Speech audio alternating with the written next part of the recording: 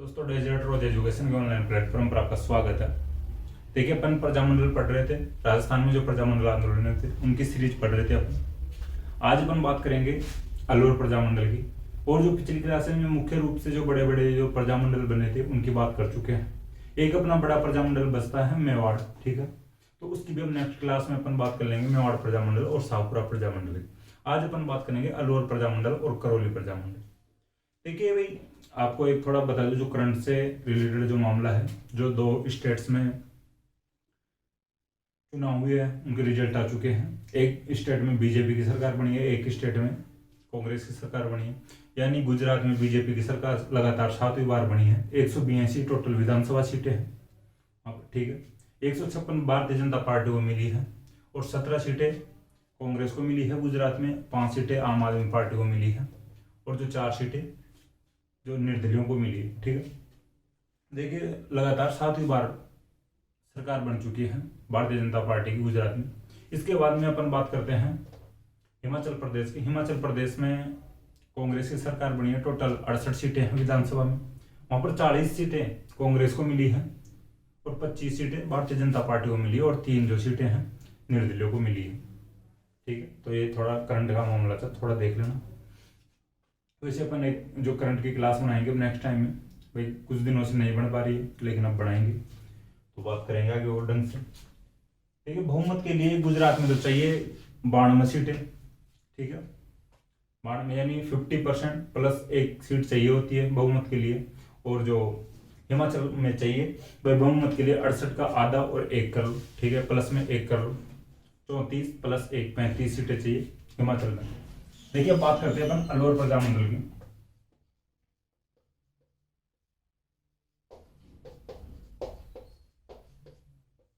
ठीक है, अलवर प्रजामंडल की स्थापना होती है 1938 में, ठीक है। इससे पहले कुछ अपन बात कर लेते हैं जो 1938 से पहले जो वहां पे और जो गतिविधियां हुई थी राजाओं या जनता द्वारा या सरकार द्वारा जो गतिविधियां हुई थी उनकी अपन बात कर लेते हैं। देखिए, मेवाड़ में जो महाराणा थे फतेह सिंह और भरतपुर के जो जो महाराजा थे किशन सिंह और अलवर के जो महाराजा थे जय सिंह, इन्होंने भाई जन जागृति के लिए बहुत अच्छे काम किए थे। ये जनता के पक्ष में थे, ठीक है। खूब अच्छे काम किए थे जनता के लिए, सरकार के खिलाफ जाकर भी। तो अलवर में इस समय जो राजा थे जय सिंह थे,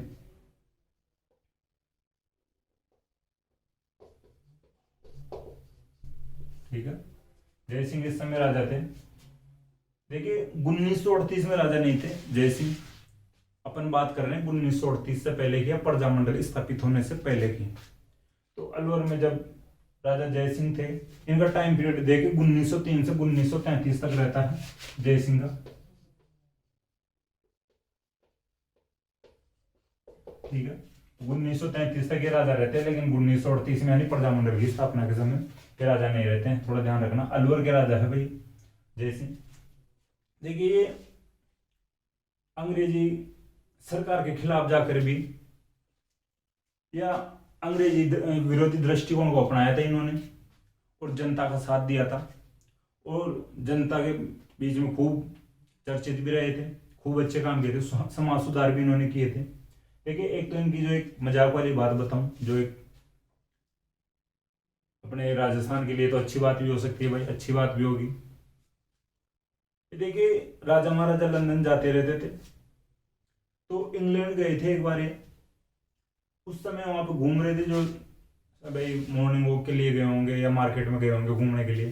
तो उस समय जो घूमने गए थे, जो राजा की पोशाक में नहीं गए थे, ठीक है, नॉर्मल ड्रेस में गए थे। तो एक रोल्स रॉयस कंपनी आती है गाड़ियों की, ठीक है, बहुत महंगी गाड़ियां आती है इनकी, इस कंपनी की। तो इसके शोरूम में चले गए इंग्लैंड में और जो वहां का जो ओनर था कंपनी का या मालिक था, उसको जाकर बोलते हैं भाई यार गाड़ी चाहिए मुझे। तो जो भाई इतनी महंगी गाड़ी रोल्स रॉयस बहुत महंगी गाड़ी आती है। तो मालिक ने कहा कि भाई तेरी औकात नहीं है या आपकी लिमिट से बाहर होगी, आप नहीं ले सकते हो। वापस ये अपनी पोशाक धारण करके जाते हैं कंपनी में और वहाँ के जो मालिक से फिर बात करते हैं और मालिक को कहते हैं भाई आपके पास कितनी गाड़ियां हैं टोटल।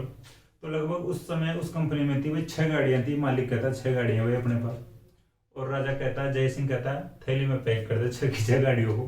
ठीक है, तो 6 की 6 गाड़ियों को पैक करवा के अलवर भेज देता है। और अलवर लाके और अलवर के जो नगर निगम में जो सफाई के लिए लगा देता है इन गाड़ियों को। ठीक है, 6 गाड़ियों को अलवर नगर निगम में वह सफाई के लिए लगा देता है। थोड़ा ध्यान रखना।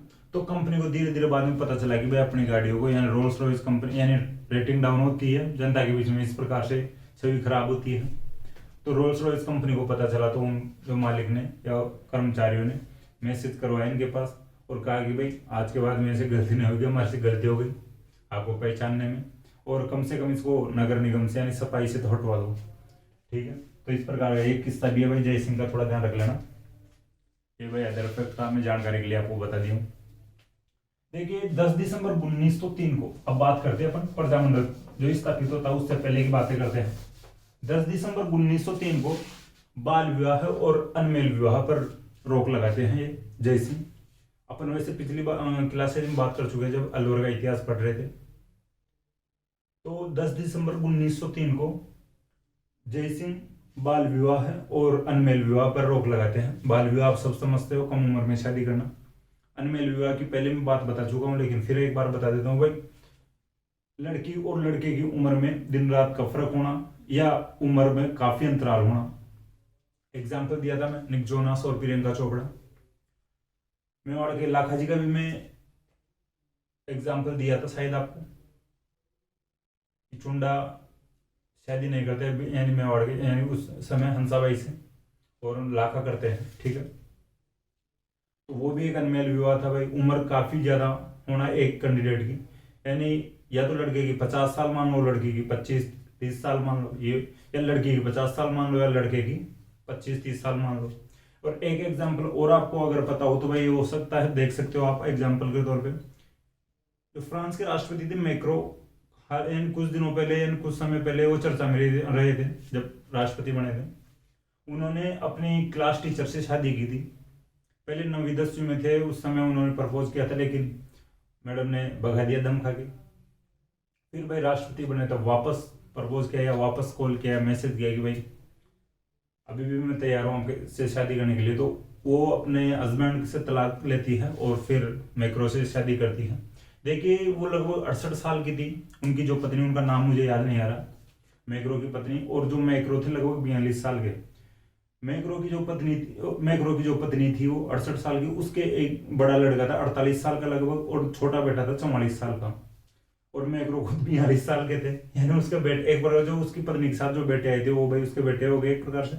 तो परिवार में सबसे छोटा बंदा हो गया था मैक्रो। तो थोड़ा ध्यान रखना भाई, अनमेल विवाह वो भी अनमेल विवाह था। इसके बाद में अपन बात करते हैं, ठीक है, 1908 में हिंदी जो भाषा थी अलवर की राजभाषा बनाते हैं जय सिंह। ठीक है, 1908 में हिंदी को अलवर की राजभाषा बनाते हैं। इसके बाद में बात कर रहे थे अपन, पहले भी कर चुके हैं, बनारस हिंदू यूनिवर्सिटी और अलीगढ़ मुस्लिम यूनिवर्सिटी और जो लाहौर में सनातन धर्म कॉलेज था आर्य समाज का, इनके लिए इन्होंने आर्थिक सहायता भी दी थी। ठीक है, जय सिंह ने। इसके बाद में अपन बात करते हैं, ये प्रथम गोलमेज सम्मेलन में भाग लिए थे जय सिंह। 1930 में हुआ था प्रथम गोलमेज सम्मेलन। और यानी प्रथम गोलमेज सम्मेलन के दौरान इन्होंने वहां पर कहा था कि मैं अलवर में या मेरे जो राज्य में या मेरी रियासत में उत्तरदायी सरकार स्थापित करना चाहता हूँ, जनता को शासन सौंपना चाहता हूँ। ठीक है, इसके बाद में अपन बात किए थे जो एक चैम्बर ऑफ प्रिंसेस नामक संगठन था 1921 में बनाया गया था। ठीक है, 1921 में चैम्बर ऑफ प्रिंसेस नामक जो संगठन बनाया गया था, भारत के सभी राजाओं का एक संगठन बनाया गया था। ठीक है, गवर्नर जनरल उस समय भाई जो गवर्नर जनरल थे लॉर्ड चैम्सफोर्ड थे। 1921 में लॉर्ड चैम्सफोर्ड द्वारा भारत के राजाओं का एक संगठन बनाया गया था चैम्बर ऑफ प्रिंसेस। देखिए इसका नाम बदलकर जय सिंह ने नरेंद्र मंडल किया था। ठीक है, चैम्बर ऑफ प्रिंसेस का नाम बदलकर जय सिंह ने नरेंद्र मंडल कर दिया था। जो चैम्बर ऑफ प्रिंसेस के जो प्रथम चांसलर बनाए गए थे, जो बीकानेर महाराजा गंगा सिंह बनाए गए थे, ये भी आपको मैं बता चुका हूँ। ठीक है, इसके बाद में अपन बात करते हैं, जय सिंह ने मृत्यु भोज और तंबाकू के जो यानी मृत्यु भोज पर रोक लगा दी थी और तंबाकू पर या तंबाकू सेवन पर रोक लगा दी थी। क्योंकि मृत्युभोज इनके लिए कहा जाता है कि इनकी जो मदर थी, खुद की माँ के मृत्युभोज को बंद किया था। खुद की माँ के जो मृत्यु के बाद उनके जो भारे दिन होते हैं, जो अपने नुक्ता पड़ता होती है एक प्रकार से, यानी तो नुक्ता नहीं किया था जय सिंह ने अपनी माँ का, तो ये भी थोड़ा एक हटके इन्होंने काम किया था उस समय में। आज भी भाई देखे खूब समाज आगे आते हैं इन बातों के लिए, लेकिन फिर भी रोक नहीं लग पाती है। लेकिन इन्होंने उस समय में इन प्रथाओं पर रोक लगाने की कोशिश की, जैसे अनमेल विवाह पर, बाल विवाह पर। देखिए इसके बाद में अपन बात करते हैं भाई, जो जय सिंह ने जो अलवर में जो वन्य जीवों के शिकार पर भी प्रतिबंध लगाया था, जैसे भाई सरिस्का अभ्यारण्य में कोई शिकार नहीं करने जाएगा, तो इन्होंने कुल मिला के भाई जो वन्य जीव थे उन पर शिकार पर बैन लगाया था। देखिए अलवर में एक राजऋषि कॉलेज है, ठीक है, राजऋषि कॉलेज है। वो जो राजऋषि नाम पड़ा है उस कॉलेज का जय सिंह के नाम पर पड़ा है। देखिए जय सिंह की उपाधि थी राजऋषि, ठीक है, जय सिंह की उपाधि थी राजऋषि, इनके नाम पर राजऋषि कॉलेज का नाम पड़ा है, अलवर के राजऋषि कॉलेज का। देखिए अब आगे चल कर धीरे धीरे करते हैं अपन, यानी जनता के लिए, जनता में जो प्रशासन के लिए पंचायतें बनाते हैं जनता की। तो एक प्रकार से पंचायतों का जो खाका तैयार कर लिया था इनके द्वारा, जय सिंह के द्वारा पंचायतों का जाल बिछा लिया गया था। देखिए 20 अप्रैल 1933 को एक सभा करते हैं, गंगा माता का मंदिर है अलवर में, तो गंगा माता दरबार में एक सभा करते हैं और हर काम स्वदेशी अपनाने का प्रण लेते हैं, ठीक है। 20 अप्रैल 1933 को गंगा माता मंदिर में हर कार्य में जो स्वदेशी अपनाने का प्रण लेते हैं। देखिए फिर तिजारा दंगे होते हैं 1933 में,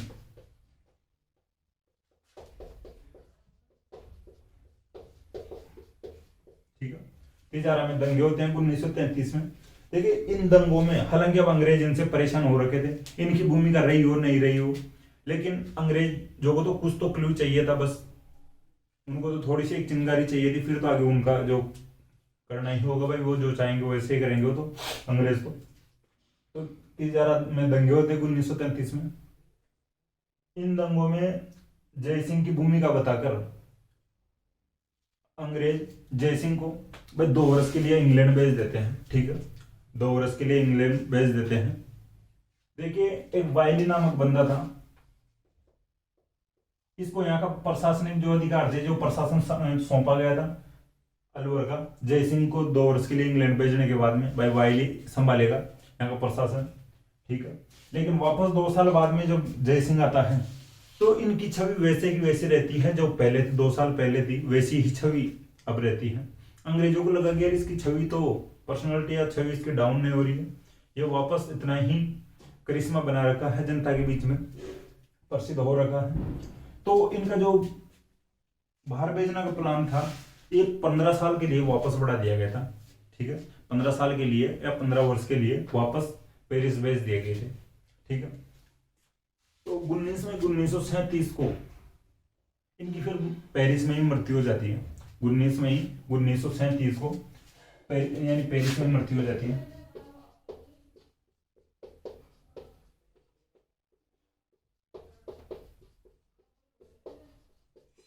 ठीक है, जय सिंह के बारे में अपन बात कर लिए हैं। 1937 में निधन हो जाता है जय सिंह का।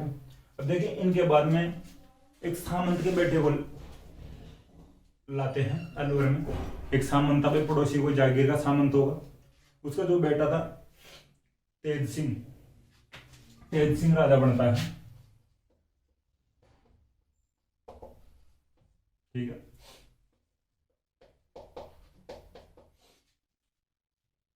यहां पे लिख देता हूं मैं, सही रहेगा।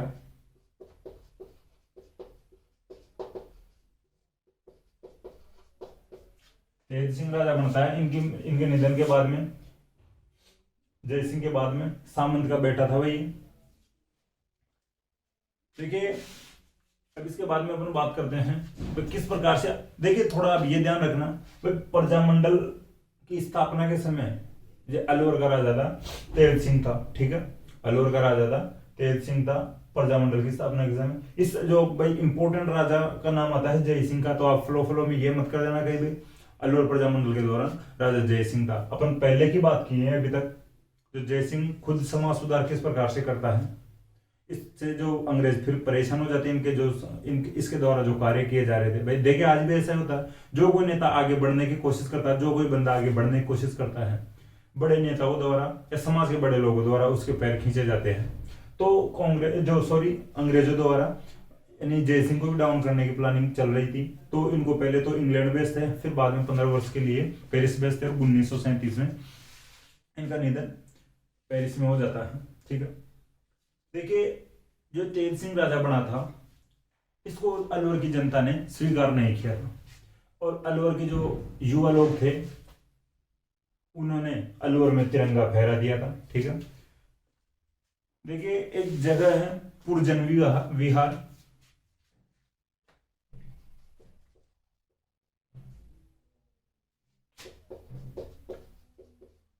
ठीक है, पुरजन विहार है ये।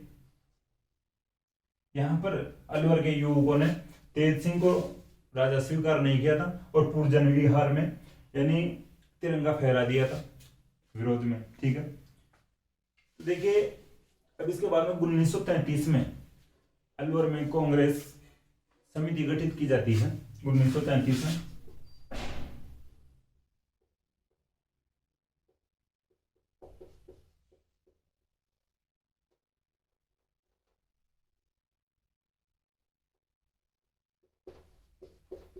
कांग्रेस समिति या कांग्रेस मंडल की स्थापना की जाती है 1933 में अलवर में। देखिए अब जो ये कांग्रेस समिति थी या कांग्रेस मंडल था, इसको ही आगे चलकर 1938 में प्रजामंडल में परिवर्तित कर दिया गया था। ठीक है,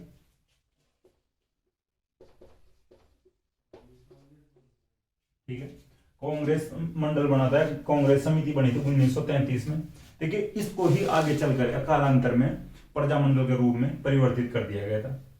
देखिए अब प्रजामंडल की बात आती है, अब प्रजामंडल की बात कर लेते हैं थोड़ी। 1938 में प्रजामंडल की स्थापना होती है। देखिए 1938 में जो प्रजामंडल की स्थापना होती है, तो अब मैं आपको यहाँ पे बता चुका हूँ कि कांग्रेस मंडल को परिवर्तित कर दिया गया था प्रजामंडल में।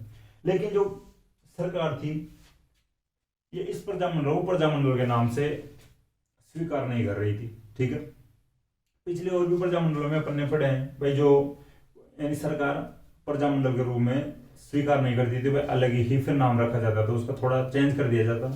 ठीक है, तो अलवर जो प्रजामंडल का जो पंजीकरण करवाया गया था, प्रोग्रेसिव एसोसिएशन के नाम से करवाया गया था।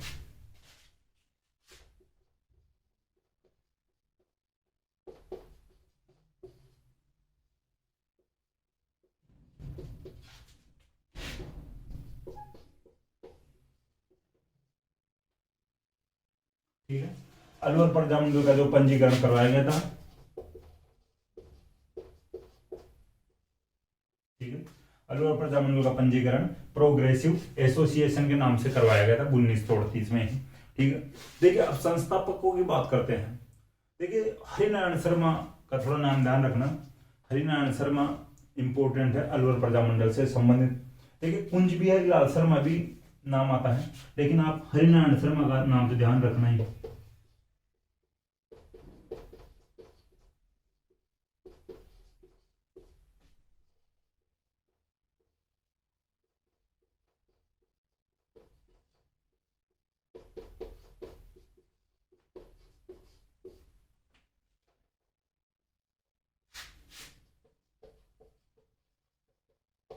ठीक है, अलवर प्रजामंडल के संस्थापक थे हरिनारायण शर्मा और कुंज बिहारी लाल शर्मा। हरिनारायण शर्मा का नाम इंपॉर्टेंट है, थोड़ा ध्यान रखना, डायरेक्ट पूछा जा सकता है अलवर प्रजामंडल के संस्थापक कौन थे, हरिनारायण शर्मा या कुंज बिहारी लाल शर्मा भी आपको मिल सकता है, तो आप दोनों को ध्यान रख सकते हो। देखिए हरिनारायण शर्मा के अन्य संगठन भी थे। हरिनारायण शर्मा ने कुछ अलग संगठन भी बनाए थे अपने स्तर पर। उनका नाम था वाल्मीकि संघ। ठीक है, एक तो वाल्मीकि संघ बनाया था इन्होंने, और छुआछूत इस संघ भी बनाया था इन्होंने, और एक जो आदिवासी संघ भी बनाया था।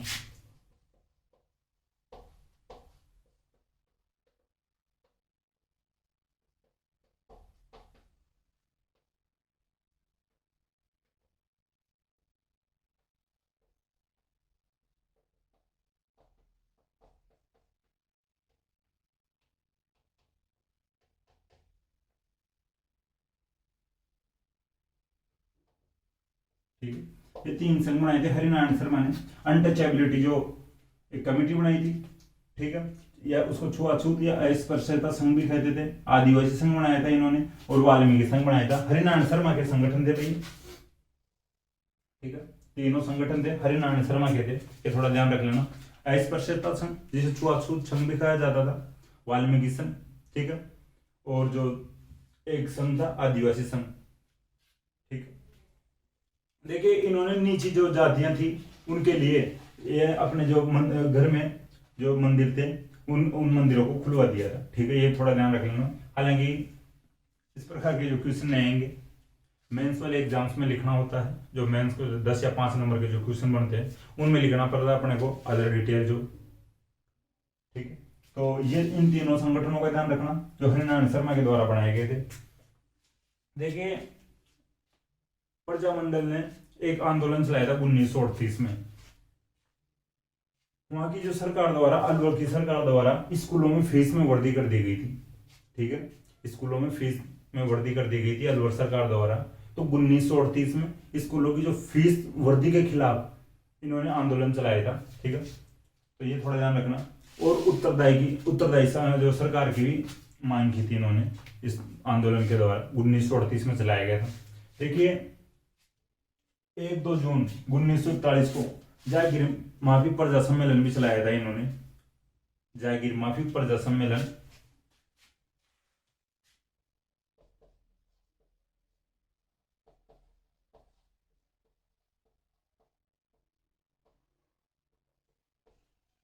ये भाई चलाया गया था, सम्मेलन था, ये आयोजित किया था जागीर माफी जो सम्मेलन 1-2 जून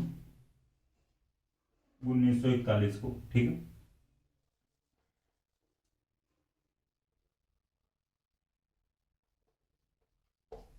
जागीर माफी प्रजा सम्मेलन 1 जून और 2 जून 1941 को, 1-2 जून यानी 2 दिन चला था, 1 और 2 जून 1941 को जागीर माफी प्रजा सम्मेलन। देखिए जागीर माफी जो प्रजा सम्मेलन थी इसकी मैं बात बताऊं। देखिए जो जागीर माफी ये होती थी कि राजा द्वारा सामंत को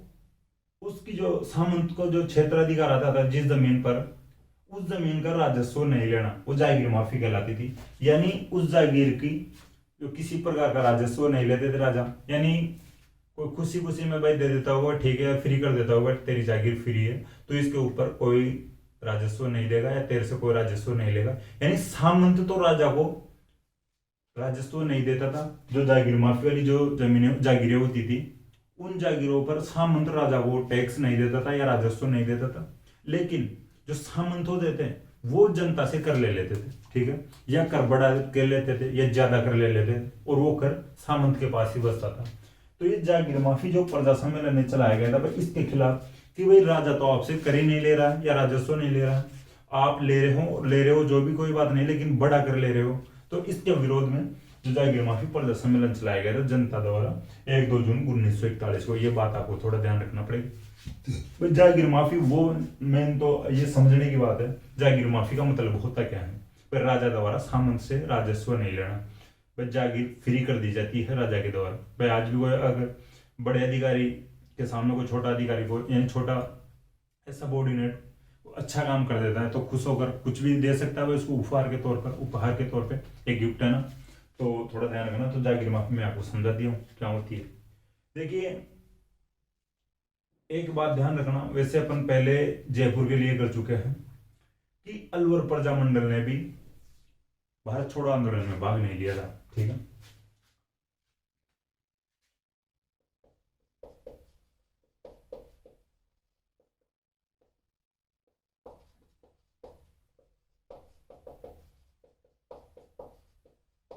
ठीक है, ये इंपॉर्टेंट फैक्ट है। अपन बात कर रहे थे जयपुर प्रजामंडल ने भारत छोड़ो आंदोलन में भाग नहीं लिया था, हालांकि आजाद मोर्चा ने जयपुर की तरफ यानी जयपुर से जो हटिया था वहां से जयपुर प्रजामंडल से हटकर आजाद मोर्चा बना लिया गया था बाबा हरिश्चंद्र के नेतृत्व में। आजाद मोर्चा ने भारत छोड़ो आंदोलन में भाग लिया था, लेकिन जयपुर प्रजामंडल भारत छोड़ो आंदोलन में भाग नहीं लेता है। हीरालाल शास्त्री थे उस समय जयपुर के जो बड़े नेता। हीरालाल शास्त्री ने भी अलवर वालों को समझाया, इनसे बातचीत करते हैं और ये फिर उनके कहने से मान जाते हैं और अलवर वाले भी, अलवर प्रजामंडल वाले भी भारत छोड़ो आंदोलन में भाग नहीं लेते हैं, ये थोड़ा ध्यान रखना भी। दो प्रजामंडल थे जो जिन्होंने यानी भारत छोड़ो आंदोलन में भाग नहीं लिया था। देखिए भारत छोड़ो आंदोलन की जो सन है थोड़ा ध्यान रख लेना, ये जो सन काल क्रमानुसार पूछे जाते हैं तो 1942 में हुआ था, अपन पहले बात कर चुके हैं भारत छोड़ो आंदोलन की। इसके बाद में अपन बात करते हैं इसका जो प्रथम अधिवेशन की, ठीक है, अलवर प्रजामंडल का जो प्रथम अधिवेशन होता है तो देखिए 16-17 जनवरी 1944 को होता है। प्रजामंडल का प्रथम अधिवेशन 16-17 जनवरी 1944 को होता है।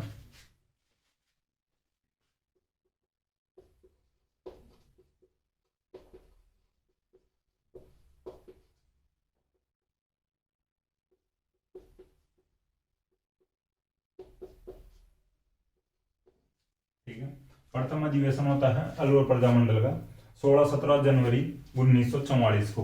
देखिए अध्यक्ष इसके बनते हैं भवानी शंकर शर्मा।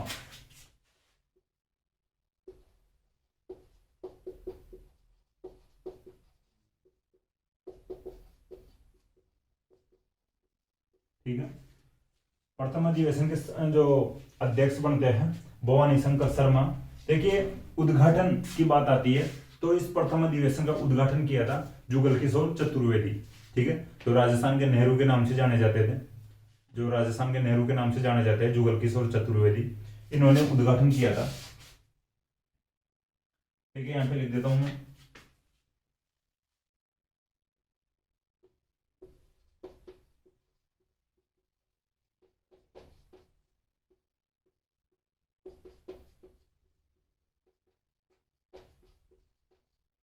ठीक है, प्रथम अधिवेशन का यानी प्रथम अधिवेशन 16-17 जनवरी 1944 को होता है। अध्यक्ष भवानी शंकर शर्मा बनते हैं। उद्घाटन प्रथम अधिवेशन का करते हैं जुगल किशोर चतुर्वेदी, जिन्हें राजस्थान के नेहरू के नाम से जाना जाता है। देखिए अब आगे बात करते हैं जो अब राजनीतिक स्तर पर जो भी बातें होती है उनकी अपन बातें करते हैं। ठीक है, एक कार्यकर्ताओं द्वारा यानी राजपूताना क्षेत्र था। ठीक है, जो राजपूताना का जो राजनीतिक कार्यकर्ता थे इनकी एक बैठक होती है। ठीक है, राजपूताना के कार्यकर्ताओं की बैठक होती है 3 से 5 दिसंबर 1944 को। देखिए इस बैठक का या इस सभा का जो मुख्य उद्देश्य था, तो राजस्थान की जो ये रियासतें थी, ये प्रजामंडल थे, विभिन्न प्रजामंडल थे, अलग अलग प्रजामंडल थे, इनमें सामंजस्य बिठाना या इनमें एकता लाना, ये इनकी जो भी बातें थी उनको एक साथ सुन के और उनका कंक्लूजन निकाल के, जो भी कंक्लूजन निकाला जाएगा उसके आधार पर आगे जो बातचीत करना इनका जो मुख्य उद्देश्य था, यानी एक प्रकार से सामंजस्य बिठाना इनका उद्देश्य था। 3 से 5 दिसंबर 1944 को जो बैठक हुई थी राजपूताना के राजनीतिक कार्यकर्ताओं की। ठीक है, इसका जो मुख्य उद्देश्य मैं बता दिया हूं। विभिन्न जो प्रजामंडल थे, अलग अलग प्रजामंडल थे, इनके बीच में सामंजस्य बिठाना था। ठीक है, तो ये बात थोड़ा ध्यान रख लेना। देखिए एक सभा और हुई थी या सम्मेलन हुआ था एक और। देखिए गांव का नाम ही ऐसा मंगलखेड़ा है, खेड़ा मंगलखेड़ा नाम हुआ था भाई गांव का नाम।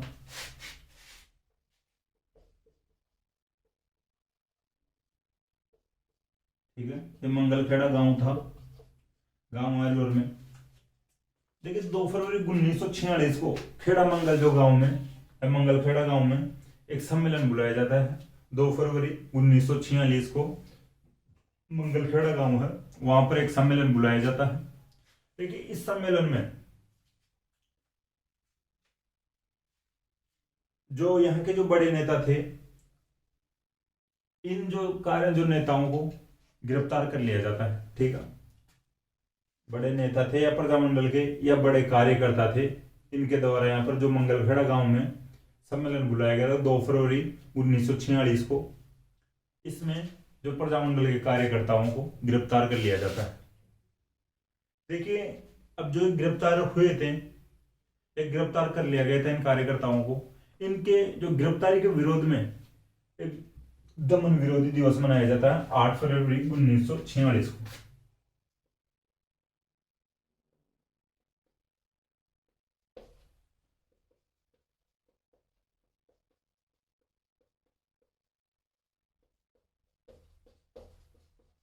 ठीक है। 8 फरवरी 1946 को अलवर में दमन विरोधी दिवस मनाया जाता है इन जो कार्यकर्ताओं को गिरफ्तार करने के विरोध में। तो देखिए अपन प्रजामंडल की बात कर चुके हैं, अलवर प्रजामंडल की। अपना अलवर प्रजामंडल कंप्लीट हो चुका है। तो अब आगे बढ़ेंगे अपन करौली प्रजामंडल। तो देखिए अपन इंपॉर्टेंट जो इफेक्ट थे उनकी मैं बात बता दिया आपको। पहले राजा थे 1938 में स्थापना होती है अलवर प्रजामंडल की। राजा थे पहले जय सिंह थे। 1903 से 1933 तक इनका जो शासन रहता है। 1933 में इनको पेरिस भेज दिया जाता है, यानी इनकी जो मृत्यु होती है 1937 में होती है। 1933 में इनको देखिए मैं आपको बता चुका हूँ, पहले इनको इंग्लैंड भेजा गया था और फिर बाद में पेरिस भेज दिया गया था 15 वर्ष के लिए। तो फिर 1937 में इनका निधन हो जाता है पेरिस में ही। 1933 में तिजारा दंगों में भाई इनका जो भूमिका बता के फिर इंग्लैंड भेजा गया था इनको। वायली संभालता है यहाँ का प्रशासन, ठीक है। फिर और जो इम्पोर्टेंट जो फैक्ट आता है 1933 में कांग्रेस समिति बना लेते हैं। कांग्रेस समिति का 1938 में प्रजामंडल के रूप में परिवर्तन कर दिया जाता है। प्रजामंडल को पंजीकरण करवाते हैं ये प्रोग्रेसिव एसोसिएशन के नाम से, ठीक है। प्रोग्रेसिव एसोसिएशन के नाम से पंजीकरण करवाते हैं, रजिस्ट्रेशन करवाते हैं प्रजामंडल का। इस तरह जो संस्थापक थे अलवर प्रजामंडल के हरिनारायण शर्मा और कुंज बिहारी लाल शर्मा थे, ठीक है। हरिनारायण शर्मा के 3 जो अन्य संगठन थे वाल्मीकि संघ, आदिवासी संघ, छुआछूत संघ थे, ठीक है। तो अलवर प्रजामंडल का प्रथम अधिवेशन होता है 16-17 जनवरी 1944 को। अध्यक्षता भवानी शंकर शर्मा करते हैं और जो उद्घाटन करते हैं जुगल किशोर चतुर्वेदी करते हैं, ठीक है। ये 8 फरवरी, ठीक है। तो मंगलखेड़ा में जो ये सम्मेलन बुलाया जा रहा था, यहाँ के जो कार्यकर्ताओं को गिरफ्तार कर लिया गया था। इन जो कार्यकर्ताओं को गिरफ्तार किया गया था, इसके विरोध में 8 फरवरी 1946 को दमन विरोधी दिवस मनाया जाता है अलवर में, ठीक है। अपन यहाँ तक बात कर लिए हैं। अब बात करते हैं सिरोही प्रजामंडल की, ठीक है। सिरोही प्रजामंडल की स्थापना भी 1938 में होती है।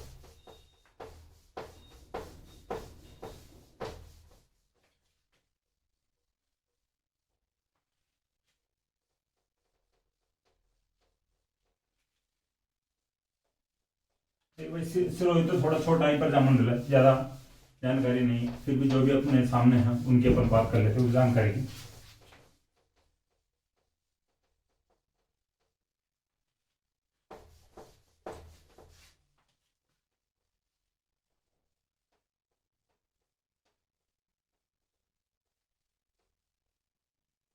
कुछ रियासतें थी भाई जिन जो बड़े तौर पर उनमें प्रजामंडल बने थे और उनका संचालन भी बड़े स्तर पर किया गया था, व्यापक स्तर पर।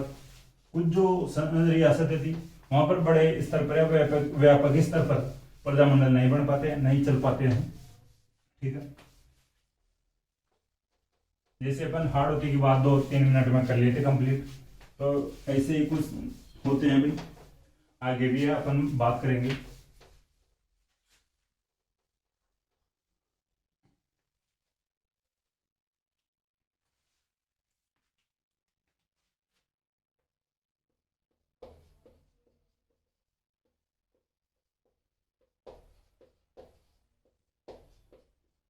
स्थापना 1938 में होती है।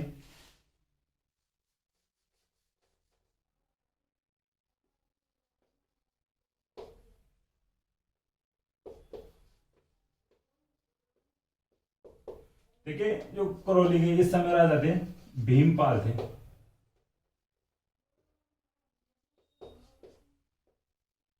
ठीक है।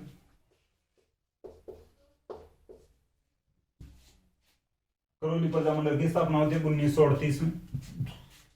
इस समय राजा थे भीमपाल। 1927 में एक दीवान का बेटा था कुंवर मदन सिंह।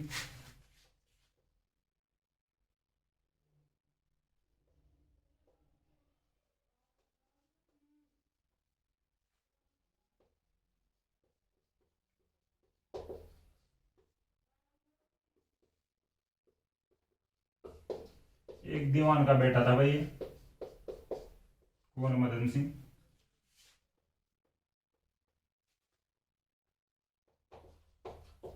देखिए कुंवर मदन सिंह के नेतृत्व में आंदोलन शुरू हो जाता है 1927 में, ठीक है। 1927 में कुंवर मदन सिंह के नेतृत्व में आंदोलन प्रारंभ हो जाता है। देखिए जो मांगे थी या कारण थे अपन बात करते हैं, वैसे ही जो पिछले किसान आंदोलनों में अपन बात करे थे उसी प्रकार के जो इनके कारण थे जो आंदोलन करने के, भाई बेगार प्रथा के खिलाफ आंदोलन कर रहे थे, ठीक है, बेगार प्रथा के खिलाफ आंदोलन कर रहे थे, हिंदी भाषा को या हिंदी को राजभाषा बनाने को लेकर आंदोलन कर रहे थे,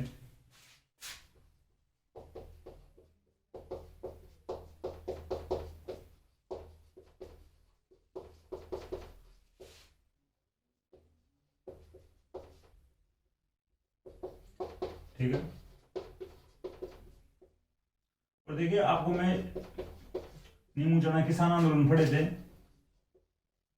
तो उस समय अपन बात कर रहे थे जंगली सुअरों की, तो इनके सामने भी जंगली सुअरों की प्रॉब्लम थी, जंगली सुअर इनकी फसलों को नष्ट कर रहे थे, तो उन जंगली सुअरों को मारने के लिए लाइसेंस प्राप्त करना या मारने की अनुमति प्राप्त करने के लिए भी ये आंदोलन कर रहे थे, ठीक है। तो ये तीन जो मुख्य कारण थे मैं बता दिया हूँ। कुंवर मदन सिंह के नेतृत्व में आंदोलन शुरू होता है 1927 में, जो इसके कारण थे ये यहाँ पे लिखे हुए हैं, बेगार प्रथा के खिलाफ, हिंदी को राजभाषा बनाने के लिए और जंगली सुअरों को मारने की अनुमति के लिए, ठीक है। प्रजामंडल की स्थापना होती है 1938 में।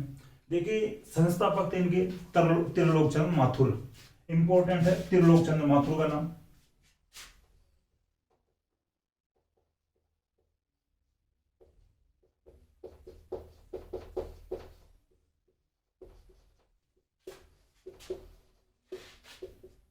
ठीक है। देखिए करौली प्रजामंडल की स्थापना में ऑप्शन यहाँ आपके सामने त्रिलोक चंद्र माथुर आएगा, ज्यादातर भाई जो चांस होंगे त्रिलोक चंद्र माथुर का नाम आएगा। देखिए कुंवर मदन सिंह और चिरंजी लाल शर्मा का भी आपके सामने नाम आ सकता है, लेकिन बहुत ही कम चांस है।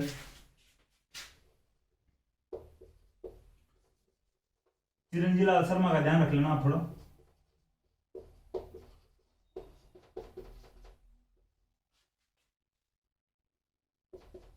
ठीक है। ये दो संस्थापक थे, कुंवर मदन सिंह तो इधर ये आंदोलन चलाता है।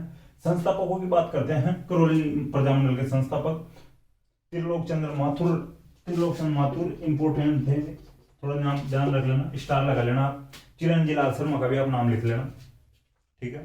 देखिए जो चिरंजी लाल शर्मा है इनकी और दो बातें बताऊं मैं आपको, ये नमक सत्याग्रह से भी जुड़े थे, ठीक है, गांधी जी का जो नमक सत्याग्रह चलाया गया था उससे भी जुड़े हुए थे चिरंजी लाल शर्मा, और उनका एक चरखा संघ था, गांधी जी का चरखा संघ, उनसे भी जुड़े थे, ठीक है, चरखा संघ से जुड़े थे चिरंजी लाल शर्मा, और नमक सत्याग्रह से भी जुड़े हुए थे, तो ये थोड़ा ध्यान रख लेना। अपन दो संस्थापकों की बात किए हैं करौली प्रजामंडल के, तो इंपॉर्टेंट है त्रिलोक चंद्र माथुर, इनका नाम ध्यान रखना थोड़ा। देखिए 1946 में, यानी नवंबर 1946 में जो पड़ोसी राज्य थे करौली के, उनके जो कार्यकर्ताओं का एक सम्मेलन किया गया था, या राजनीतिक कार्यकर्ताओं का, पड़ोसी राज्यों के जो राजनीतिक कार्यकर्ताओं का जो सम्मेलन किया गया था, उसका जो उस सम्मेलन का अध्यक्ष था पूर्ण सिंह को बनाया गया था, ठीक है।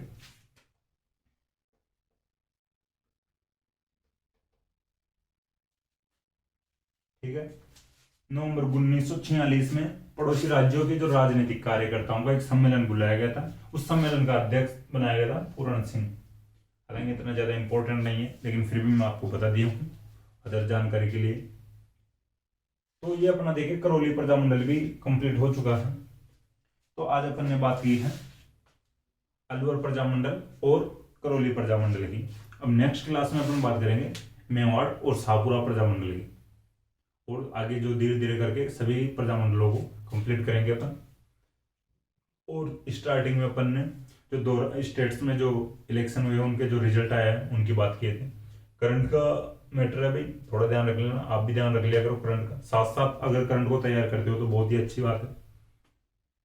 अचानक बर्डन नहीं आता भाई एक साथ जो करंट को तैयार करने का या करंट पढ़ने का, भाई अगर साथ साथ अपन तैयार कर लेते हैं तो आप ढंग से तैयार कर लेना। जो ये दो राज्यों में चुनाव हुए हैं उनकी, कौन इनका राज्यपाल है, कौन मुख्यमंत्री बनता है, ठीक है, कितनी सीटें भाई सबसे ज्यादा किस पार्टी को मिलती है, वैसे मैं बता दिया हूँ आपको,